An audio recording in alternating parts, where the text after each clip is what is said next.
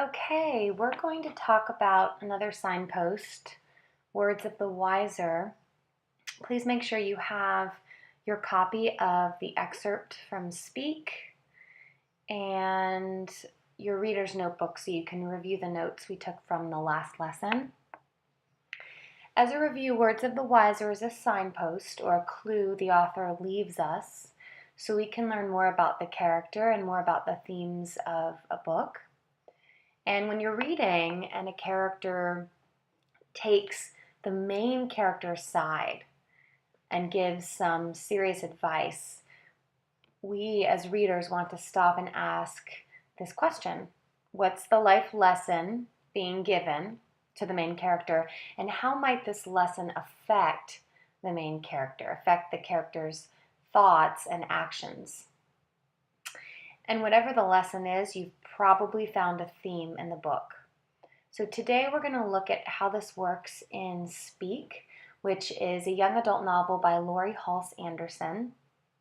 It's about a girl entering ninth grade who, over the summer, gets involved with a boy who ends up hurting her seriously.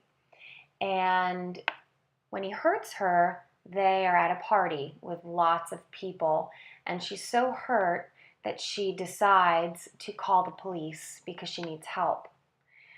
The police end up coming to the house where the party is and busting up the party.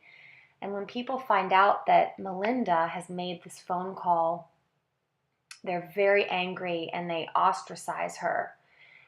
So that when she enters ninth grade, a month later, she has no friends.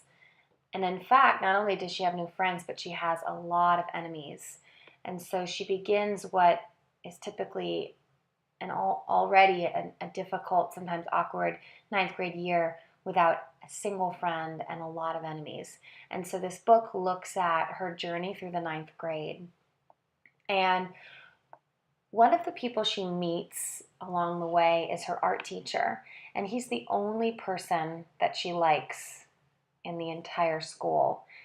And she's still kind of resistant to his interest in her as a student, and his teaching because she's been so hurt. But he does get her to open up in a way that no one else seems to be able to. And so we're going to look at an excerpt where she is she's outside on the curb, and she sees his car pull up, and he offers her a ride, and they have a discussion. Okay, so what I'd like you to do is to make sure that you have this excerpt in front of you, and you're going to create a code at the top of your page so I can see your annotations from the lesson. Okay, so you're going to need 4 different colors or symbols or types of lines. And the first type of annotation you're going to do as we read is to underline words and phrases that show Melinda is struggling here. She's not a happy camper. And I want you to look for words and phrases that illustrate that, okay? So this is from the chapter Riding Shotgun. Follow along with me. I'm a good girl. I go to every single class for a week. It feels good to know what the teachers are talking about again. My parents get the news flash from the guidance counselor. They aren't sure how to react, happy because I'm behaving, or angrier still that they have to be happy about such a minor thing as a kid who goes to class every day. The guidance counselor convinces them I need a reward, a chew toy or something. They settle on new clothes. I'm outgrowing everything I own. But shopping with my mother, just shoot me and put me out of my misery. Anything but a shopping trip with Mom. She hates shopping with me. At the mall, she stalks ahead, chin high, eyelids twitching because I won't try on the practical, stylish clothes she likes. Mother is the rock. I am the ocean. I have to pout and roll my eyes for hours until she finally wears down and crumbles into 1,000 grains of beach sand. It takes a lot of energy. I don't think I have it in me. Apparently, Mom isn't up to the Dragon Wine Mall gig either. When they announce I've earned new clothes, they add that I have to get them at effort so Mom can use her discount. I'm supposed to take the bus after school and meet her at the store. In a way, I'm glad. Get in, bye, get out, like ripping off a Band-Aid. It seems like a good idea until I'm standing at the bus stop in front of a school as a blizzard rips through the county. Okay, so I want you to stop here and I want you to go back and read those few paragraphs underlining words and phrases that illustrate Melinda's struggle. Don't forget to make a key at the top of your page so I know what color or what symbol or what type of line indicates words and phrases that show that she's not happy and that she's dealing with some really hard stuff. You can pause the screencast right now and then press play when you're ready to move on. I want to take a moment to talk about an idiom, which you may have heard before. An idiom is an expression that isn't really obvious at first glance. So this idiom is, it fell on deaf ears. When you're 16, right, and you're not really interested in what your parents are doing, advice from one of them might fall on deaf ears, meaning they're intending for you to listen to the advice, but you're not interested, and so you don't. It falls on deaf ears. It's ignored, okay? Here's the actual definition. To fall on deaf ears means for an idea to be ignored by the person it was intended for. And again, this is an idiom or an expression that isn't really obvious. You have to know what it means. As we read the next section, paragraphs 4 through 7, I want you to underline words or phrases that describe Mr. Freeman as a wise man whose words will not fall on deaf ears. Here's the thing about the wise man character. The main character who needs advice has to be willing to listen to the wise man. So I want you to look for clues that Melinda will be receptive to Mr. Freeman's advice. It seems like a good idea until I'm standing at the bus stop in front of a school as a blizzard rips through the county. The wind chill must be 20 below and I don't have a hat or mittens. I try keeping my back to the wind, but my rear end freezes. Facing it is impossible. The snow blows up under my eyelids and fills my ears. That's why I don't hear the car pull up next to me. When the horn blows, I nearly jump out of my skin. It's Mr. Freeman. Need a ride?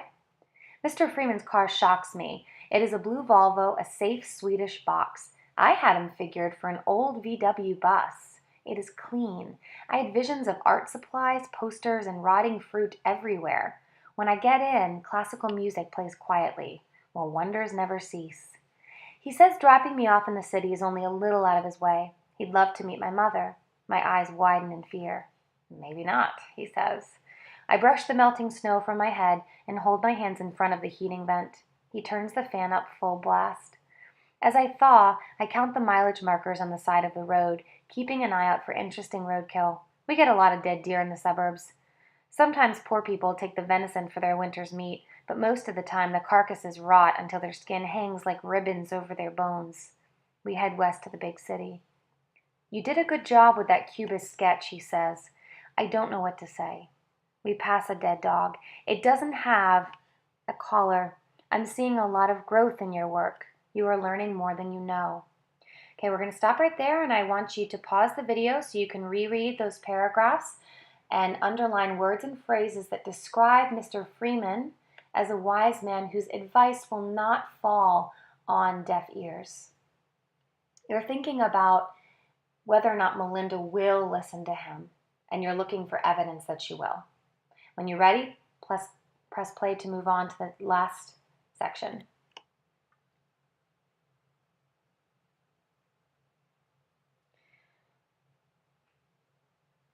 Okay, we are going to read the last couple of paragraphs, and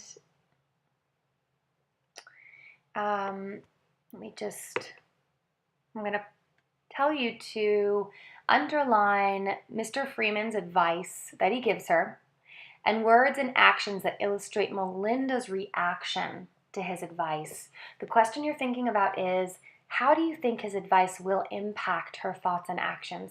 And how do you know? And the how do you know part is finding that evidence. I'm actually going to pull up the piece here to read.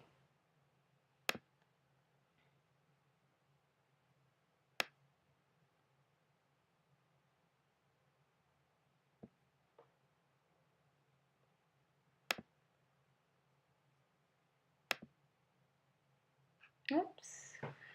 Okay. All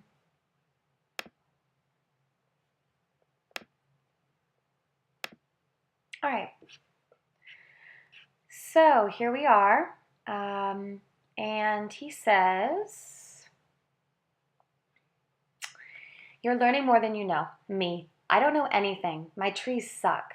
Mr. Freeman, don't be so hard on yourself. Art is about making mistakes and learning from them. Me. All right, but you said we had to put emotion into our art. I don't know what that means. I don't know what I'm supposed to feel." My fingers fly up and cover my mouth. What am I doing? Mr. Freeman, art without emotion is like chocolate cake without sugar. It makes you gag.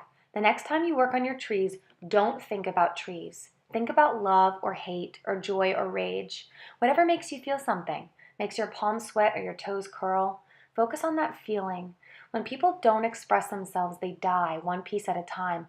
You'd be shocked at how many adults are really dead inside, walking through their days with no idea who they are, just waiting for a heart attack or cancer or a Mack truck to come along and finish the job. It's the saddest thing I know. He pulls over in front of the store. We sit for a moment, the snow hiding the other side of the street, a cello solo thrumming from the speakers. Thanks, I say. Don't mention it, he answers. If you ever need to talk, you know where to find me. I unbuckle the seatbelt and open the door. Melinda, he says, you're a good kid. I think you have a lot to say.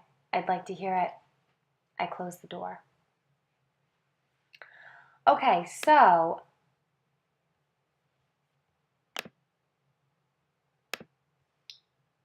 here we are. The final question is, how do you think that Mr. Freeman's advice will impact Melinda? And how do you know? And you've searched for words and actions that illustrate her reaction to his advice. And what I would like you to do is to write a few sentences at the bottom of your excerpt about the advice he's given her. So what is that advice? How would you summarize it? And how do you think she'll react? How do you think this advice will impact her? Will it change her? Is she ready? You're pulling advice from those last couple of paragraphs to support your opinion about how you think his advice will actually impact her. Okay? When we look at this excerpt and we look at the advice he gives us, we begin to see a possible theme that might bubble up from this novel. One idea is that healing takes time. And I want you to maybe use that theme to help you answer the question that you're writing a few sentences for. This concludes our mini lesson. Please let me know if you have any questions, and I will collect your annotations in class tomorrow. Thank you.